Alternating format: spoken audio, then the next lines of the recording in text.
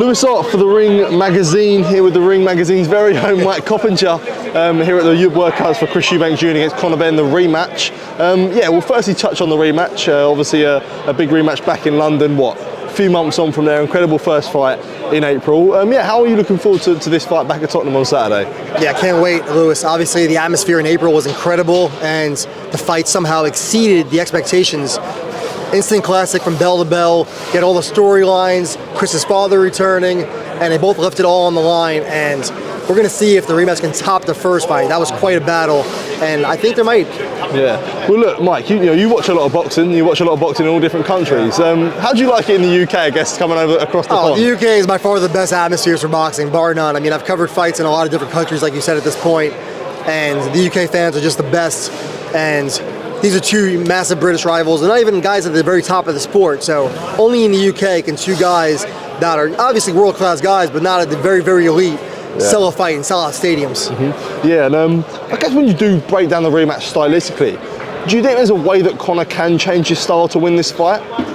I do. I think, Conor's had 12 rounds now to study Eubank. Obviously, Eubank's had 12 rounds to study Conor, but I look at Conor, that was his first fight at 160. He's had 12 rounds now to get acclimated. He knows what to expect with the weight cut and adding the weight on this time around. So I think he'll be better off. And also for Eubank, he's 7 months older now. It's a little harder maybe to make the weight. He has to do a final weight cuts in the cold instead of in the summer, or the spring, I should say. So I think the rematch could be a little different, yeah.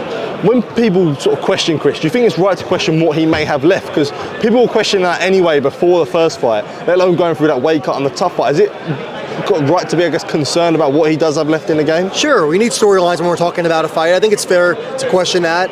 He's an older fighter, relatively speaking, and he's a guy that's been knocked out a couple of times. He's been in some tough fights, and he's the one that's documented himself how tough that weight cut was, right? He was in the hospital for a couple of days, dehydration. I don't think there's any way it's easier a second time around. Do you think he makes weight on Friday?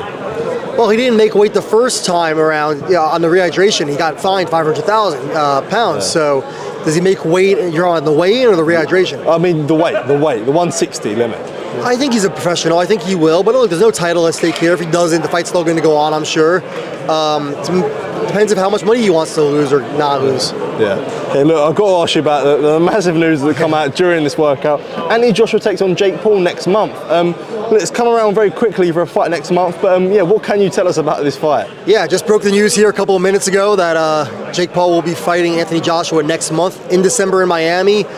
As we all know, Jake Paul was set to have an exhibition actually this Friday against Gervonta Davis in Miami on Netflix, and now he's going to fight, instead of having a fake fight, basically, I don't want to say fake fight, but an exhibition against a 135 pounder. Now he's going to fight a heavyweight in a real fight, and it's a bout that was in talks earlier this year. And look, I know that it's a major business, but still got to give Jake Paul major props, right? He's fighting Anthony Joshua.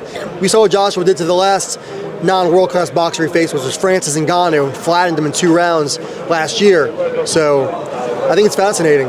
Yeah, but at some point, there has to be a line. Do you not think that this fight sort of crosses the line a little bit in terms of, it's a former heavyweight world champion fighting as good as I don't want to put Jake Paul at a level, but he's no bigger than English level or something like that. Look, Joshua said he wanted a warm-up fight, right? You're looking at a fight potentially with Tyson Fury next year, and if you're going to do a warm-up fight, you might as well make tens of millions of dollars to do it. I can't blame Anthony Joshua here, no. But is there a right to question AJ's ambition in the game when he takes fights against Jake Paul? Sure, I think that's fair for anyone to question, but me personally, I can't blame him because it's a mega payday, and it seems like it's a low risk. I think it's low risk.